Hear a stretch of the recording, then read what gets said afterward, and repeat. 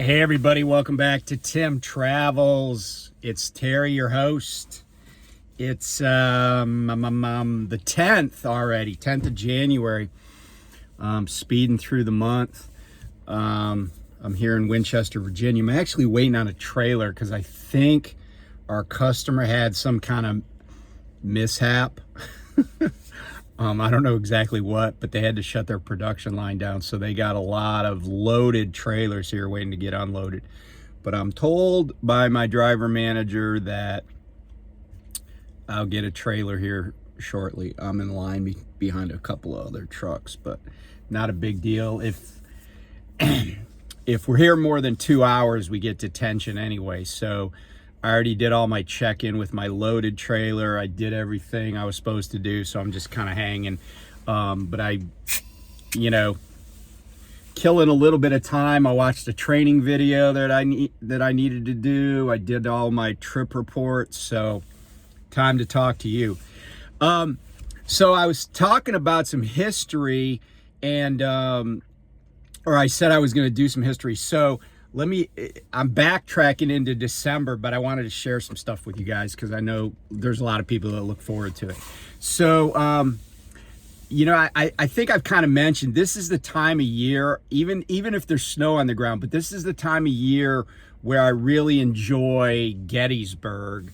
Not just the battlefield, but the town itself, because there are less crowds. But there's a lot of really cool, and obviously people know about Gettysburg because of the battle. But there's some really cool stuff in Gettysburg, and there's actually stuff there in Gettysburg that's been around since before the battle. There's, the Lutheran Seminary is there, the college, Gettysburg College. So, there's a lot of cool things about the town. It has a vibrant art scene, a lot of good restaurants, craft breweries, craft distilleries. So there's a cider house there. There's a lot of entertainment, if you just know where to look. So if you're one of those people that maybe somebody in your family is totally into the history part of it, and other people aren't, there are lots of things for other people to do. And I will say that I've never been a fan. Like, there was a mini golf place that is closed now because the Battlefield Preservation Trust bought the land. But the land for that mini golf place, adventure golf place, is on the battlefield, and or certainly in historically significant areas. So there are some things there. I don't like the tourist trappiness of it, but at the same time, what it does is it provides an opportunity for people to go visit a place that has something for the whole family to do. There's camping, there's several big RV parks there and stuff. But I just love it when there aren't a lot of crowds. And one day I was over on the battlefield, and I had previously done some stuff about the Widow Thompson house and kind of its relationship to the battle, because it was Lee's headquarters, but also just the interesting part about the fact that the house wasn't owned by the by the U.S. Park, and so where the monuments were put and all sorts of stuff like that. But I went and visited Meade's headquarters, which is the Lydia Leister farm. And I took some pictures of this. And one of the pictures you'll see is a black and white photo looking down the road when it was a dirt road. And that's the Taneytown Pike. It doesn't look much different today, except the road's paved and there aren't dead horses in the road. But the thing about the Leister house is that it's basically on the backside of Cemetery Ridge. So it's from the high point of Pickett's charge on July 3rd, it's only about maybe 200 yards, but it's on the other side of a ridge that you wouldn't see that house. You wouldn't know it was even there if you came from the west. So it's just interesting, the lay of the land, and I've talked about that, and there have even been studies done about it at Gettysburg about what the Confederates understood about what they were facing, because there are swales on the battlefield, like between Seminary Ridge, where the Confederate lines were, and Cemetery Ridge. There are, I think, 2 or 3 really deep swales that you could literally hide an entire regiment in. And because, you know, there weren't drones, obviously, there weren't aerial observers, although they did use balloons during the Civil War to try to do that. It would be really easy to overlook in a large infantry formation if you weren't at the top of one of these ridges. And that's the predominant geologic feature of the entire Gettysburg area, are these north-south ridges. So anyway, take a look. This is the Lydia Leister house, and a picture from back in the day, right after the battle, actually.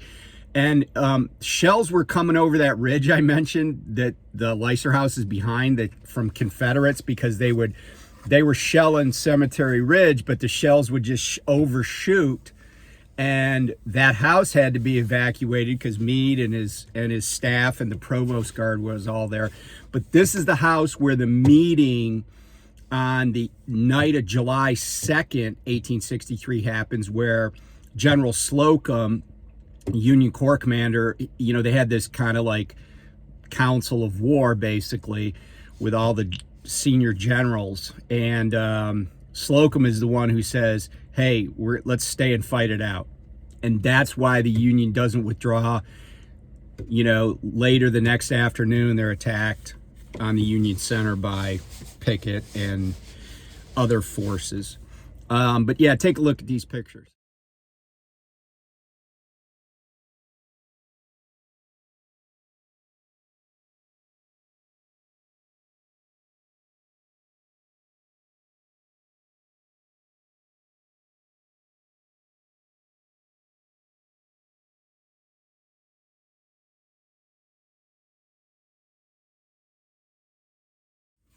So anyway, that's the Leister farm, Lydia Leister.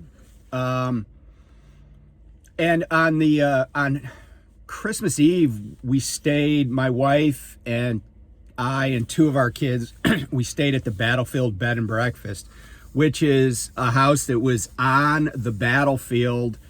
Essentially, it's right at the edge of the South, what is called the South Cavalry Field, but it is on the Emmitsburg Road. And the Emmitsburg Road goes right through the middle of the battlefield, and it played the Union First Corps, came right by the house. General Merritt, who was one of the divisional commanders in the Union First Corps, he stayed at the house. He used that as his headquarters. And yeah, so it's been around for a long time. But the interesting thing about this house is that the family that lived there, it took them a long time to recover from the battle. And that was true of, the town itself, the people. I mean, there was tremendous loss of cropland, of structures, and just, the incredible upheaval, right? You take a town with just a few thousand people. I mean, imagine if you live in a town today that has let's say it has 5,000 people, which is more than Gettysburg had in 1863. But then like 100,000 people descend on your town, and for 3 days, they're just tearing the place up. And, eating every crumb of food they find, shooting at each other. I mean, you could just imagine. And then, there was no government help. Like the Union, even when the Union Army would tear up stuff, people getting compensated by the federal government was they would have to fight for years and years to get compensated, and oftentimes they wouldn't. So anyway, but take a look at the pictures I took at the Battlefield Bed and Breakfast.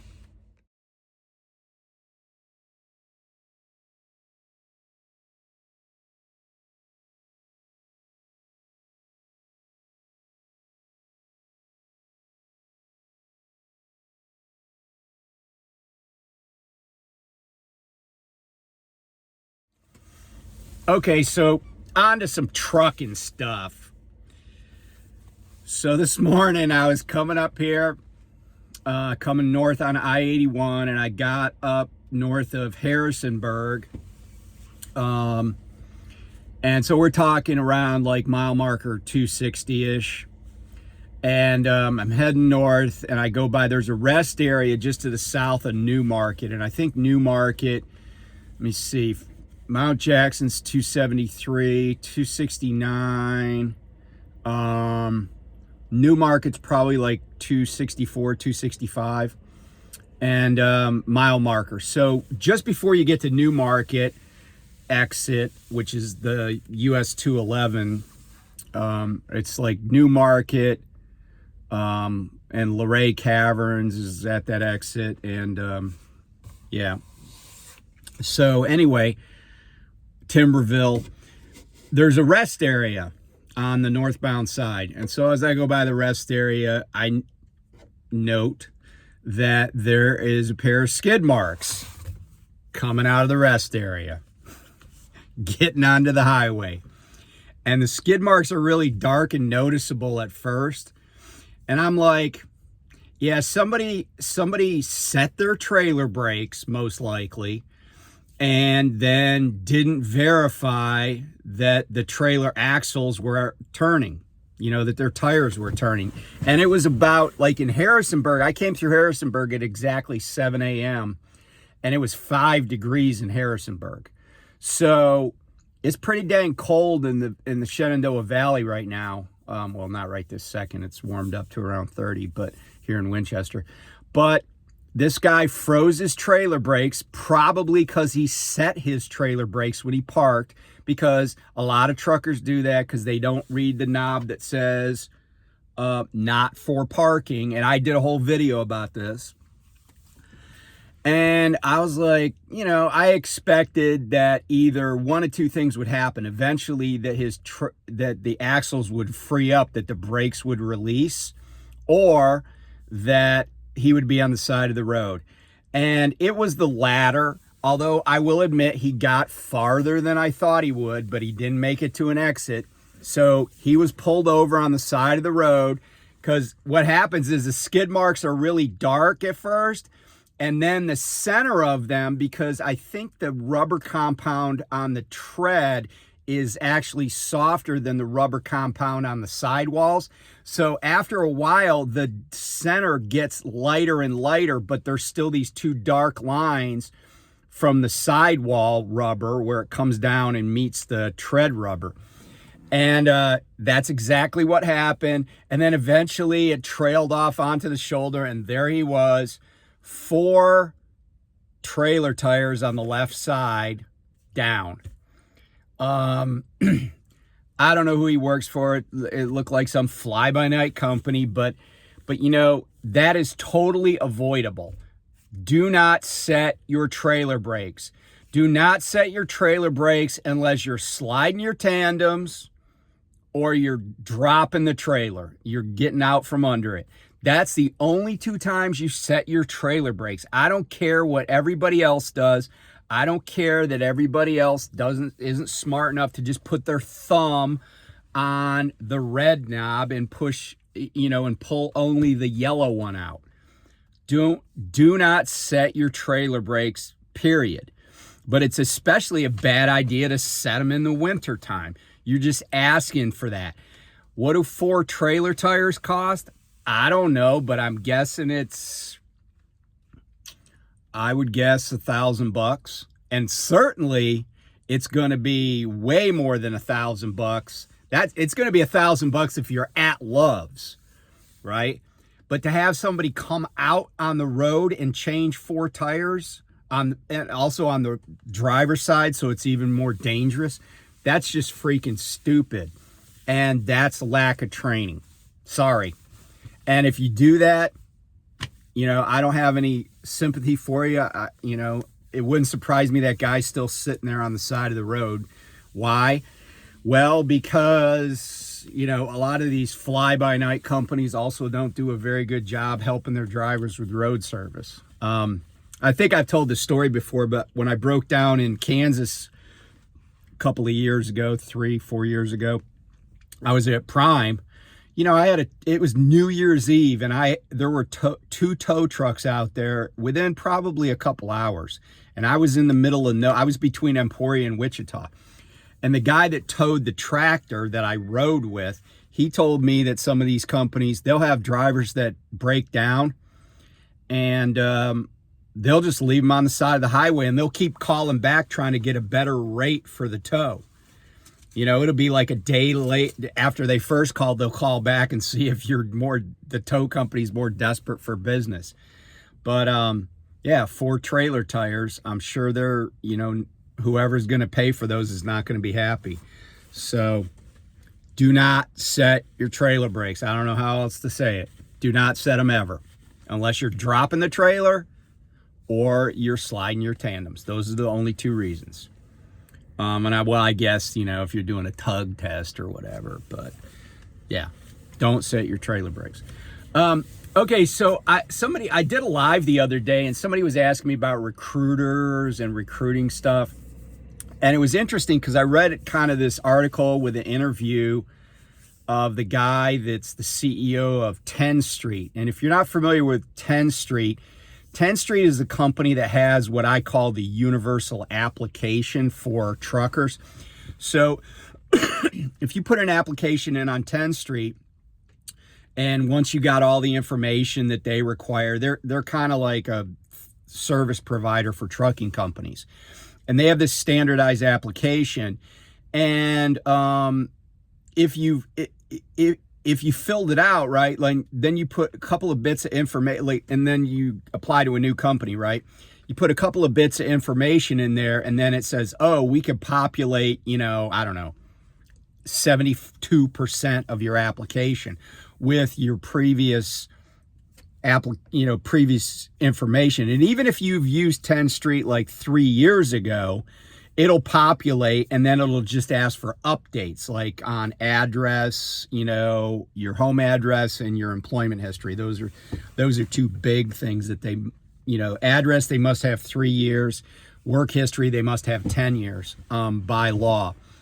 So 10 Street makes it pretty easy for applicants and for trucking companies. I mean, you can apply to 10 trucking companies in like 20 minutes with if they accept 10 Street, if that's their provider. But anyway, I thought the CEO of 10 Street said some interesting things, and I think he's right. And he basically said, a lot of companies, and the market is starting to pick up. I saw something yesterday about the refrigerated market, so temp control picking up, and that's good for everybody, right? And it's even good for like a person like me, because then that means there are probably going to be, more jobs, better positions, etc. And if my company is having trouble hiring, then that's good for me, right? Supply and demand. But what the CEO of 10th Street said was, a lot of companies use like gimmicks. But what their research, like bonuses and, just stuff, like stuff, right? Like, I don't really care if I have a t-shirt from my company. I just care that I run and get paid for it. Well, he said a lot of these companies that have these gimmicks, whether they're bonuses or other stuff, he said that really doesn't make that big of a difference. What really makes a big difference is follow-up from recruiters. I mean, have you ever applied to a place and they reach out to you, and then you try to get a hold of them, and it's like there's nobody in the building. They don't return calls, they don't pick up calls. They just leave you hanging. And the thing is, right, like that's evidence that they don't really value you. Because what they're doing when they do that is they're picking the low-hanging fruit. I've had companies reject me for employment because they couldn't figure out something that really wasn't that hard to figure out. Like one time, it's like, I may have told this story before, but when I was practicing law, I was on my way to court in Prince George's County, Maryland. And it just so happened that one of my kids was with me because, I don't know, she had the day off. She's like, Dad, I'll go with you, and I've had other, I've done that before, Um, and, they'd be like, oh, Dad, let me go hang out with you. We'll ride around. We'll go to court. We'll eat lunch, whatever, So I had my daughter with me, and I got sideswiped by this tow truck. And the accident was totally his fault. I ended up settling the case. Like, that guy lied to the cops and to his employer about it. But I had, witnesses. And so anyway, I settled that case for like $8,000, right? Well, so fast forward, I decided to go into trucking, and I applied to some trucking companies. And they're like, have you ever been involved in an accident? I'm like, yeah, I had this accident. I got hit in my Honda Civic by this tow truck. And they're like, oh, we need a police report. And I was like, there is no police report. And the thing is, right, like, if you ever been in an accident with two cars, right, a rear ender, do the cops come? No. If nobody's hurt and nobody even calls and you just exchange information, right? But even if the cops do come, and I actually did call the cops that time because the tow truck driver was so freaking belligerent. He was like, oh, didn't you see me coming over? And one of the people that stopped was like, that dude's, an asshole. So I was like, I'm not even going to deal with you, dude. I called the cops. Well, then 2 cops showed up and they took a report. But here's the thing. All they did was what is called an exchange of information form. So if there's somebody that's belligerent, they don't actually have to talk to the other party. The cops are kind of like, just let me get their information. Let me get your information. I'll give you both a copy. So that's what happened. But that's not a police report, right? It's not an official document. It's just something that they do to diffuse a situation and let people go on with their lives. But what also happened was, after they basically pass out a copy of that report, they don't keep anything. And the reason that cops typically don't do police reports unless the accident involves a serious injury is because they don't want to testify in court. They don't want to get subpoenaed to testify in a civil case. So, because a civil case, if it's a serious enough case, there could be depositions. There could be, they might have to answer interrogatories. They might have to produce documents. Cops don't want to deal with that, so they don't get involved. And so I said to these trucking companies, I'm like, there is no police report. And they're like, oh, there has to be. And I'm like, no, there doesn't. I said, I'm a lawyer in the state that the accident happened in. And as I just explained to you guys, I explained this to them. Cops don't want to get involved, right? And nobody left in an ambulance or anything like that. So I had at least 2 trucking companies where, and they're well-known companies, where they were just like, oh yeah, we're going to need an accident report. I'm like, I can't produce something that doesn't exist. And I even went to the trouble of calling the police department. It was Anne Arundel County, Maryland Police Department. And they're like, no, we don't have anything from that.